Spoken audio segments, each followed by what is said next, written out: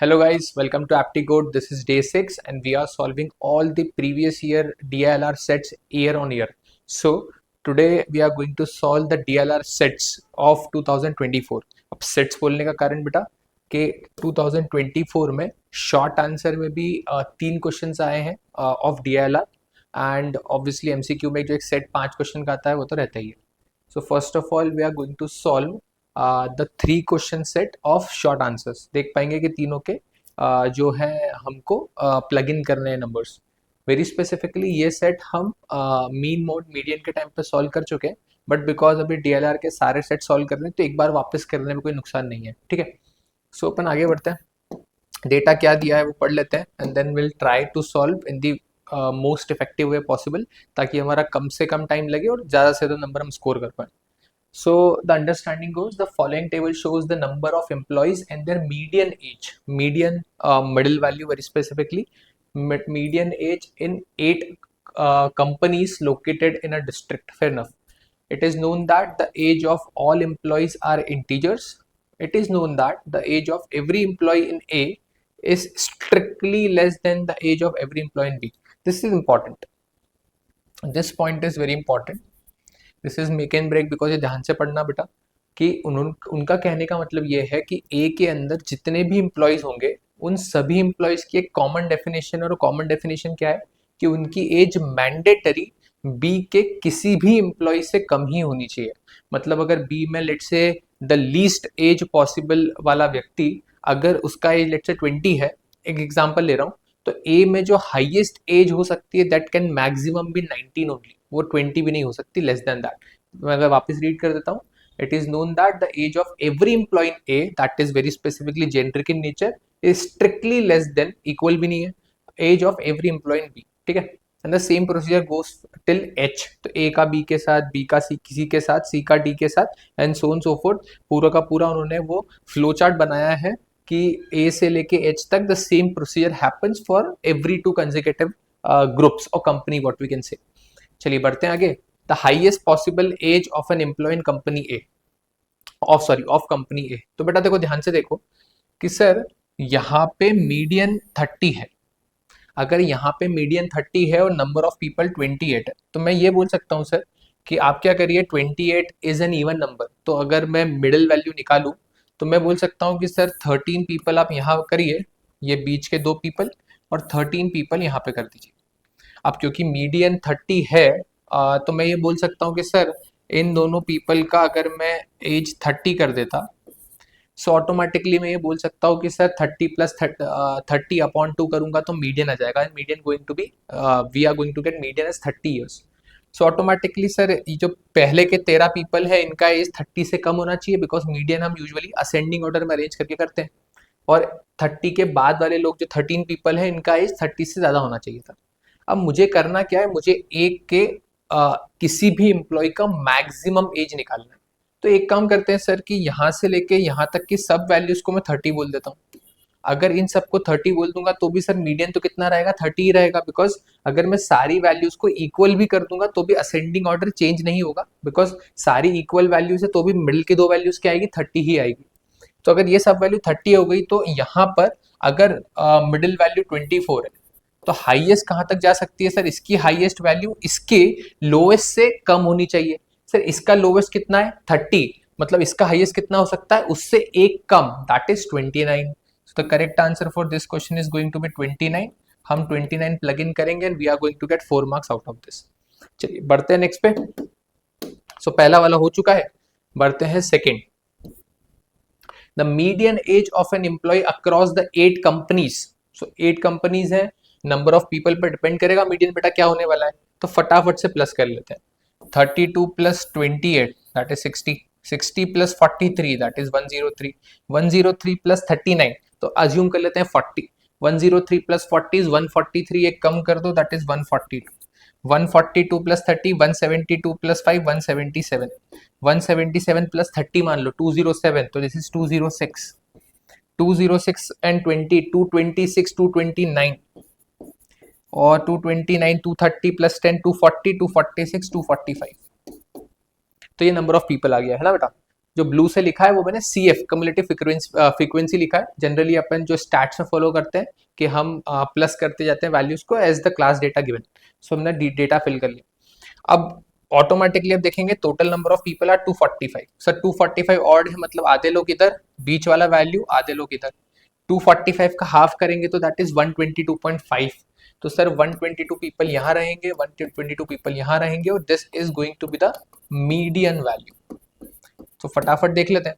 Sir 60, 103, 142, मतलब sir हमारा 122 इसके इस लाइन में आएगा। अब इसमें भी जरूरी थोड़ी है कि सर हमारा आंसर 45 ही हो, बिकॉज ऑफ द फैक्ट कि 39 पीपल देखना है। अब 39 पीपल का मीडियन क्या होगा बेटा? तो 39 पीपल का मीडियन क्या होगा कि सर 39 अगेन एक ऑड नंबर है। तो आप देखिए कि सर 20 पीपल यहाँ पे, 20 पीपल यहाँ पे, तो 40 हो गए, मतलब 39 है, सॉरी। तो this is going to be 19 people यहाँ पे, 19 पीपल यहाँ पे, और ये वाला व्यक्ति मीडियन होगा। और आप ये चीज देखो कि उन्होंने कितना सुपर्बली क्वेश्चन को सेट किया है कि sir 103 plus 19 plus this value अगर मैं करूँ तो कितना होगा? 103 plus 19 plus this value, and that goes 123rd value. और 123rd वैल्यू ही हमारे पूरे डेटा का क्या है? मीडियन। ऐसा क्यों कि सर 122 इधर, और ये वाली वैल्यू कौन सी होगी? 123rd। और हमारा ये वाले जो डी कंपनी है उसका मीडियन कौन से पे आ रहा है? 20th value. तो 103 के बाद अगर मैं 20th वैल्यू देखूंगा तो वो 123rd वैल्यू होगा। सर डी वाले सेगमेंट का मीडियन कितना है? तो सर वो तो दिया है 45, मतलब सर आपका जो 123rd वैल्यू है वो कितना है? वो आपका 45 है, और 123rd वैल्यू ही पूछा है, तो ऑटोमेटिकली हम प्लग इन करेंगे 45 and we are going to get 4 marks out of this. So this is how this can be solved very easily. The only condition required is कि first face value पे दिखेगा बेटा कि यार sir इतने सारे data का मीडियन निकाल भी लिया, तो भी हमको थोड़ी पता कि सर ये डेटा में सब लोग लेट से कंसेक्यूटिवली अरेंज है, +1 के डिफरेंस पे अरेंज है, +2 के डिफरेंस पे अरेंज है, बट उन्होंने कितने क्लासिकली डेटा को सेट किया कि सर जो पूरे डेटा का मीडियन है वो ही आपके क्लास कंपनी डी का डेटा का मीडियन है, कि कंपनी डी का जो मीडियन आया दैट इज 20th वैल्यू, और जब पूरे डेटा का मीडियन निकाला तो that is 123rd value, and both the values are same, and that is the reason the answer is 45। The last question of this set, in company F the lowest possible sum of the ages of all employees। Okay, ये हटा देते हैं। अब उन्होंने बोला है company F में lowest possible सम क्या हो सकता है। ओके, सो कंपनी F में लोएस्ट पॉसिबल करना है बेटा, मतलब इस वैल्यू को मुझे लोएस्ट पॉसिबल करना है। अगर लोएस्ट पॉसिबल करना है सर, तो जो मीडियन है 54 है, ठीक है, 29 पीपल है, मतलब 30 मानता तो 15 का एवरेज होता, मतलब सर 14 पीपल यहाँ पे होंगे, 14 पीपल यहाँ पे होंगे। अब लोएस्ट पॉसिबल करना है, मतलब सर जो जितने आगे वाले लोग हैं ना उन सबको आप मीडियन के बराबर ही कर दो, क्योंकि अब ऑब्वियसली सर मैं अगर आगे वालों को +1 के डिफरेंस पे भी रखूंगा तो सर मेरा सम बढ़ेगा, मुझे सम को क्या करना है? मिनिमाइज करना है। मैं बोलूंगा सर जितने ज्यादा वाले लोग हैं उनको आप कम से कम करो, कम से कम कितना कर सकते हो? मीडियन के बराबर कर सकते हो। तो मुझे समझ में आ गया कि सर ये तो 54 वैसा का वैसा रहा इसको आप बोल सकते हो कि सर 54 इंटू 40, तो ये मुझे अगर मैं टोटल करूं तो इस पूरे डेटा का सम तो मिल गया। अब बात करें इन 14 पीपल की, तो इन 14 पीपल के लिए देखें सर, तो यहाँ पर मीडियन कितना है? 49। मतलब सर मैं ये बोल सकता हूँ कि सर अगर यहाँ पे मीडियन 49 है, मतलब F का जो मिनिमम व्यक्ति होगा, मिनिमम एज वाला व्यक्ति होगा, that can be of 50 years of age. तो सर एक काम करिए, यहाँ से यहाँ तक के सारे लोगों का एज कितना कर देते हैं? 50। ऐसा क्यों? मैं रिपीट कर देता हूँ बेटा, इनका मीडियन एज कितना है? 49। दैट सिंपली मीन्स कि सर मैं 49 का एज सभी लोगों का बोल सकता हूँ मीडियन के बाद, मतलब F का मिनिमम एज जो आएगा वो 49 से एक बड़ा आएगा, बिकॉज ऑब्वियसली हम इंटीग्रल वैल्यू में ही बात कर रहे हैं, तो 49 से एक बड़ा कितना हो जाएगा? 50। तो मैं इन 14 पीपल का एज 50 बोल सकता हूँ। ये इनका सम तो पता था, दैट इज 54 प्लस 14 इंटू 54। सो अगर प्लस करें तो 14 कॉमन कर लेते हैं बेटा, तो will going to have 50 plus 54, और प्लस 54 तो करना ही है। सो 14 50 प्लस 54 इज 104, तो दिस गोज 104 इंटू 14 प्लस 54, तो 14 into 100 is 1456 plus 54, 5654 is 110, so this total goes 1510. So automatically हमारा ये जो नंबर आ गया ये आ गया 1510. हम 1510 प्लग इन करेंगे and we are going to get 4 marks out of this. So बेटा ये सेट बहुत डिफिकल्ट नहीं था. The only understanding required is कि अगर हम स्टैट्स का बेसिक अंडरस्टैंडिंग रखे दिमाग में तो दिस इज एक्स्ट्रॉर्डनरीली इजी. तो ओनली कंडीशन रिक्वायर्ड इज कि सेकंड वाले में थोड़ा आपको फियर आ सकता था कि सर इतने बड़े डेटा का मीडियन कैसे निकालेंगे. बाकी फर्स्ट वाला और थर्ड वाला are straightforward. The only condition required is कि हमको सिर्फ मीडियन का ये प्रॉपर्टी पता होना चाहिए कि सर अब अगर मैं पूरी वैल्यू को मिनिमम करना चाहता हूँ तो मैं इनको बराबर करूंगा, अगर पूरी वैल्यू को मैक्सिमम करना चाहता हूँ तो मैं इनको बराबर करूंगा और उसको बढ़ाते जाऊंगा.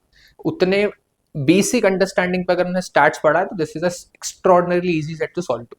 चलिए पढ़ते हैं नेक्स्ट पे बेटा. सो द नेक्स्ट is 2024 का set and that is of that is from MCQ section. So MCQ section में एक बढ़िया सा सेट दिख रहा है followed by 5 questions. थोड़ा सेट पढ़ लेते हैं ताकि समझ में आ जाए कि किस डोमेन पे है, कुछ स्टैंडर्ड क्वेश्चन है क्या, कुछ ऐसे क्वेश्चन है क्या जो शायद फर्स्ट प्रेफरेंस पे करना चाहिए ताकि जल्दी से नंबर आ जाए. तो let's see. In an election, there are 5 constituencies S1, S2, S3, S4, S5 with 20 voters each, all of whom voted. सब लोगों ने वोट किया है.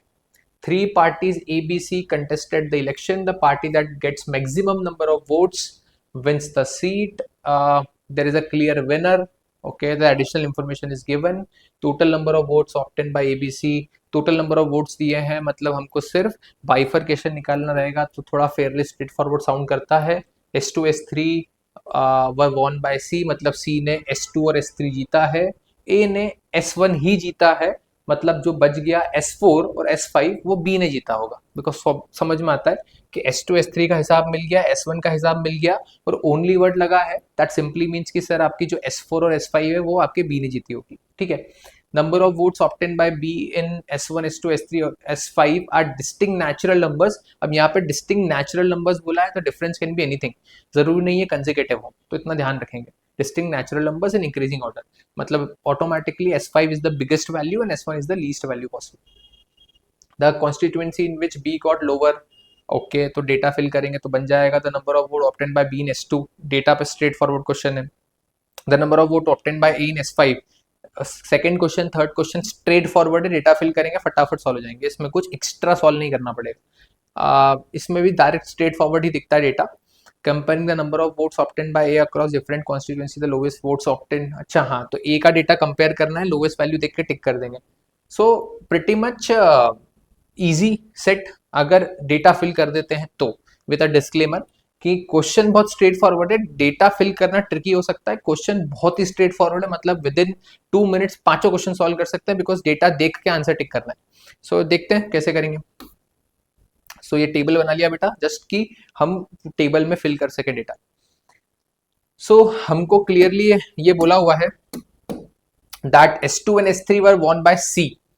तो S2 and S3, तो S2 S3 are won by C. A won only S1, तो this mandatory should be won by B. तो ये तो अपने को क्लियर समझ में आ गया. अब अगर आगे देखें डेटा तो और क्या कर सकते हैं बेटा. So total number of votes 49, 35, 16 दिए थे, ये भी मेंशन किया हुआ है. अब थोड़ा सा यहाँ पर इस डेटा में इतना ही है और उसके अलावा डेटा दिया नहीं, तो थोड़ा सा यहाँ पे एनालिटिकल सोचना पड़ेगा बेटा कि इनके पास 16 पॉइंट है और 16 पॉइंट होने के बावजूद इन्होंने 2 कॉन्स्टिट्यूएंसी जीत ली है. ठीक है. अब आप देखो कि सर उसका जजमेंट कैसे लगाएंगे, कितना क्लासिकली जजमेंट लग सकता है इफ वी नो कि हम कैसे नंबर्स में नंबर क्रंचिंग या बेसिकली नंबर्स को अरेंज करके फटाफट से असरेशंस बना सकते हैं. आप देखो कि सर 20 वोट्स हैं. अब सर 20 वोट में अगर मुझे 3 लोगों के बीच में जीतना है तो मैं नेचुरली क्या सोचूंगा कि सर 3 लोगों के बीच में अगर मुझे 20 वोट्स पे जीतना है, मतलब इक्वल बाइफर्केशन करते तो क्या होता 6.66 20/3. मतलब सर किसी को 6 वोट मिले होंगे, किसी को 6 मिले होंगे, किसी को 8 मिले होंगे, या फिर सर किसी को 7 मिले होंगे, किसी को 7 मिले होंगे, किसी को 6 मिलेंगे. बट द पॉइंट इज कि सर अभी जो केस हमने बात किया 776, इसमें सर विनर नहीं मिलेगा और उन्होंने क्लियर बोला है कि सर वहां पर क्लियर विनर है. मतलब सर एक ही केस हो सकता है 20 वाले में, दैट कैन बी 8, 6, 6. और ये भी क्यों मैं ऐसा बोल रहा हूँ बेटा? ऐसा नहीं कि ये इसके अलावा मैं ऑब्जर्वेशन नहीं बना सकता, there might be multiple observation possible, कि सर इसको 1 पॉइंट दे दो, इसको 2 पॉइंट दे दो, बाकी पॉइंट्स को दे दो, वो जीत जाएगा, कोई दिक्कत नहीं है। जीरो भी तो हो सकता है कि सर किसी को पॉइंट मिले ना हो, ऐसा तो उसने कहा ही नहीं है कि मिनिमम मैक्सिमम वैल्यू कुछ रखनी है। We can place zero also as value. So understand this thing very clearly कि 866 क्यों? कि सर आपके 16 पॉइंट में आपको दो कॉन्स्टिट्यूएंसी जीतनी है, मतलब ऑटोमेटिकली आपने बहुत कम मार्जिन से जीता होगा और आपने इस 16 पॉइंट को मैक्सिमाइज यूज करा होगा, है ना, जितना उस कॉन्स्टिट्यूएंसी जीतने के लिए लीस्ट चाहिए होता है। कहने का क्या मतलब है कि सर अगर मुझे एग्जांपल देखो तो अगर मुझे लीस्ट 8 पॉइंट नहीं आएंगे तो मैं किसी भी कॉन्स्टिट्यूएंसी में नहीं जीत सकता, लीस्ट की बात कर रहा हूं मैं, क्योंकि ऑब्वियसली मैं बोल रहा हूं कि this B and C are heavily competitive. उस कंडीशन में सर ए को मिनिमम कितना चाहिए? 8 पॉइंट चाहिए। तो अगर मैं मिनिमम यहाँ पर 8 पॉइंट लगाऊं, अगर मैं मिनिमम यहाँ पर 8 पॉइंट लगाता हूँ, सो ऑटोमेटिकली 16 पॉइंट यूज हो गया। तो सर लीस्ट कंडीशन में मुझे 8 पॉइंट लगाना पड़ेगा, उससे मैं कम पे नहीं जीत पाऊंगा, उससे कम पे तो जीत ही नहीं पाऊंगा। तो मिनिमम 8 पॉइंट हो गए, दो ये जीत गया, इनका काम हो गया। तो ऑटोमेटिकली अगर 8 पॉइंट हो गए तो बाकी जगह पे क्या आना चाहिए? जीरो आना चाहिए। बहुत क्लियर। अब यहाँ के बाद जजमेंट कैसे लगाएंगे बेटा? तो आप ये सोचो कि सर अब ये 20 था, ये जीरो है, और इसमें जीतना किसको है? सर इसमें बी को जीतना है, मतलब this value need to be more than 10। Sir अगर 20 वोट है और मुझे जीतना है और आपको आप हार जाएंगे, तो मैं कोशिश करूंगा कि 11 वोट ले आऊं ताकि मेरे पास मेजोरिटी आ जाए। सिमिलरली सर यहाँ पर ए को जीतना है, तो मतलब this value need to be more than 10, and वहां पर बी को जीतना है तो this value need to be more than 10। ये तीन अंडरस्टैंडिंग आ गई। अब सर हमको उसने कहा हुआ है कि जो बी है ना, B that is number of votes obtained in B in S1 S2 S3 S4 S5 are distinct natural numbers in increasing order. मतलब सर ये इंक्रीजिंग ऑर्डर में होना चाहिए, मतलब this value need to be maximum, this value need to be minimum possible. तो sir अगर मैं minimum वाला केस देखूं, बिकॉज वैसे मैंने इसको भी मिनिमम पे सॉल्व किया, मिनिमम पे देखते हैं। तो अगर 10 से बड़ा सर मिनिमम 11 होता तो ये कितना होता? 10 होता सर। पर 10 पे सर इसको कितने मिल जाते? 10 वोट। क्लियर विनर नहीं मिलता। तो सर मिनिमम क्या कर सकते हो आप कि सर ये हटाओ, आप बोलो कि सर इनको मैं दे पाऊंगा 11 पॉइंट्स, इनको मैं दे पाऊंगा 12 पॉइंट्स, बेयर मिनिमम कंडीशन। तो सर 11 और 12 कितना हो गया? That is 23। 23 35 में से गया तो कितना बचा? 35 में से अगर 23 माइनस कर दिया तो 12 बचा। मतलब इन तीनों पोर्शंस में कितना आना चाहिए? 12 आना चाहिए, और वो भी इंक्रीजिंग ऑर्डर में। तो 12 का अगर मैं 3 में डिस्ट्रीब्यूशन करूँ तो बेटा क्या आता है? That is 4। तो that can B 3 4 5, that can be any value, 2 4 6, any value is possible. तो अब देखते हैं सिचुएशन जमानी कैसी है। कि अगर सर मैं एक एग्जांपल लेता हूँ, यहाँ पे अगर मैं 5 कर देता, एक एग्जांपल, तो 8 एंड 5 कितना हो गया? That is 13। तो यहाँ पे आ जाता 7। पॉसिबल है सर, क्योंकि हमको वो जीतना है, तो 5 इज अ गुड पॉसिबिलिटी, तो 5 में रख सकता हूँ। यहाँ पे अगर मैं 4 रखता तो सर 8 प्लस 4 इज 12, यहाँ पे 8 आ जाता, तो सर फिर आपका सी जीत नहीं पाता, मतलब 4 नहीं आ सकता। मतलब हमको पता है कि सर इन ब्लॉक्स में, इन दो ब्लॉक्स में मेरे को 5 या 5 से बड़ा वैल्यू रखना है। तो अगर मैंने लेट से यहाँ पे 5 रख दिया तो यहाँ पे 6 रखना पड़ेगा, बिकॉज इंक्रीजिंग ऑर्डर है। सो अगर आप देखें तो 5 and 6 becomes 11, 11 and 11 22, 22 and 10 that is 32, 32 and 2 is 34, तो दिस बिकम्स 1। सॉरी मैंने कुछ मिस किया, एक just minute. 11 11 11 is 22, 22 and 10 is 32, 32 and 2 is 34 and 1 is 35। This is fairly manageable. अब ये 5 हो गया, ये 8 हो गया, तो बेटा 13 गया तो बचा 7, ये 6 है, ये 8 है, दैट इज 14, तो this is 6, Fairlie straight forward. This is 11, this is 9, this is 12, this is 8। 7 and 6 कितना हुआ? 13, 13 and 9 that is 22, 22 and 8 is 30, so this becomes 90। So this is how we had filled the entire data just with the understanding of कि sir यहाँ पे bare minimum मैं कम से कम अगर रखने भी जाऊंगा ना तो 8 रखना ही पड़ेगा, उससे कम पे मैं जीत नहीं पाऊंगा। बिकॉज अगर मैं 8 से कुछ भी वैल्यू कम रखूंगा तो ये दोनों ऊपर निकल जाएंगे, और जैसे ये दोनों ऊपर निकल जाएंगे तो फिर मैं नहीं जीत पाऊंगा। दैट्स द ओनली कंडीशन जो हमको सिर्फ यहाँ पे देखनी थी, बाकी फिर अपना काम आसानी से हो गया। और वैसे भी आपको समझ में आ रहा है कि सर अगर उससे कम पे रखने जाऊंगा तो मैं 16 भी मैनेज नहीं कर पाऊंगा, तो लीस्ट पॉसिबल वैल्यू पर 16 मैनेज करने का एक ही केस बना, दैट इज 8 एंड 8। चलिए, so this data is filled, let's move on with the questions. So ये बेटा डेटा फिल कर लिया जो हमने लिखा था 0880015, जो एग्जैक्टली जो भी पीछे हमने सॉल्व किया वैसा का वैसा डेटा फिल कर दिया। तो बढ़ते हैं फर्स्ट क्वेश्चन पे। The constituency in which B got lower number of votes compare to A and C, मतलब ऐसी कॉन्स्टिट्यूएंसी जिसमें बी को ए और सी से कम वोट मिले हैं। तो कम वोट किस में मिले हैं भाई? तो बी को सर यहाँ पे 1, सी से ज्यादा मिले हैं तो ये नहीं चलेगा। बी को 5 इन, तो ये चलेगा। सर बी को 6 तो लोअर बोला है, यहाँ तो इक्वल है तो नहीं चलेगा। बी को ए से ज्यादा मिले, नहीं चलेगा। सर बी को आपका 12, तो एक ही अच्छा ऑप्शन में मेरे को लगा शायद there will be multiple options possible, तो S2 option number D is the correct answer. चलिए बढ़ते हैं नेक्स्ट पे। The number of votes obtained by B in S2, तो बी इन S2 इज 5, तो option number A is the correct answer. Fairly straightforward. चलिए बढ़ते हैं next पे बेटा। Assume that A and C had formed an alliance and any voter who voted for either A or C would have voted for this alliance, then the number of seats this alliance would have won. Okay. So अब अगर A और C ने alliance बना लिया तो अब हमारे पास कितना, दो ग्रुपिंग्स हो गई। कौन कौन सी ग्रुपिंग्स हो गई बेटा, फटाफट देख लेते हैं। That is A plus C वाली ग्रुपिंग और दूसरी B वाली ग्रुपिंग। तो S1 में देखें तो सर ए और सी के पास नंबर ऑफ वोट्स कितने होंगे 19, बी के पास कितने होंगे 1, तो automatically this is going to win. ठीक है। अगर हम देखें सेकेंड S2 में तो ए और सी के पास मिला के कितने होंगे 15 और इसके पास होंगे 5, तो this is going to win. 6 and 8, तो this is 14 and this is 6, they are going to win. 9 and 0, so they are going to have 9, he is going to have 11, so he is going to win। 8 and 0, so they are going to have 8, he is going to have 12, is going to win। तो तीन ऐसे S1 S2 S3 का जो constituencies हैं वो A और C जीत जाएंगे alliance बना के, और B जो है वो S4 और S5 को स्ट्रेट फॉरवर्ड जीत रहा है। अगर वो अलायंस बना भी लेते हैं तो भी B जीत जाएगा। सो वो पूछ रहे हैं हमसे कि assume that A and C had formed an alliance and any voter who voted for either A or C would have voted for the alliance, then the number of seats the alliance would have won 3। तो option number A is the correct answer. तीन constituency को the alliance जीत जाएगा। ठीक है, बढ़िया, बढ़ते हैं बेटा आगे। Next one, the number of votes obtained by A in S5, तो A in S5 that is 8, option number D is the correct answer. A in S5, fairly straightforward. चलिए, comparing the number votes, number of होगा, of miss हो गया, obtained by A across different constituencies, the lowest number of votes were in constituency।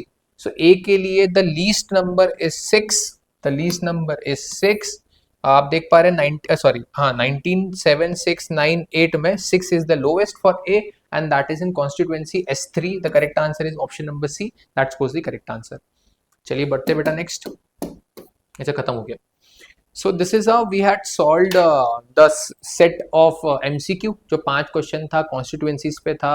Again सिर्फ set solve करने का trouble बोल सकते हो, and very specifically set solve करने का ट्रबल का मतलब है कि वो केस एग्जैक्टली फॉर्म करना जो डेटा ऑथर ने या जो क्वेश्चन क्रिएटर है उसने सोच समझ के आपको क्लूज दे के बनाया था।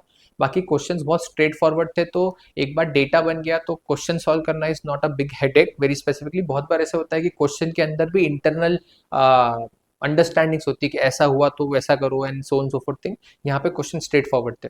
जो पहला हम शॉर्ट आंसर वाला किया उसमें मैं अगेन मेरे अजम्पशन पे बोल रहा हूँ, ये that might not be very true with for every single one of you, but majorly के साथ ट्रू होगा कि स्टैट्स का बहुत स्टैंडर्ड सेट था वो, कि यार मीडियन का अगर जनरल जानकारी है तो वो 3 क्वेश्चन बनाना बहुत सीरियस हेडेक नहीं होना चाहिए, वो बहुत सारों से बन जाना चाहिए था।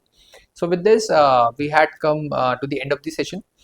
This is the QR scanner for the Telegram group where we used to post all the updates, the important formula sheets and the rest of information जो भी आपकी प्रिपरेशन में बहुत हैंडी, बहुत हेल्पफुल हो सकती है, तो you can definitely join the group for that। This is the QR scanner for the playlist, जहाँ पर हमने सारे के सारे शॉर्ट आंसर एंड MCQ के topic by topic questions solve किए हैं। So once a topic is done, you can definitely go through this playlist, and आप वो वीडियो को देख सकते हैं just to understand that how much you people are scoring. So with that, I'll just take a leave from this session. मिलते हैं next में. Thank you so much everyone for watching. Stay tuned. मिलते हैं next में. Thank you so much. Thank you.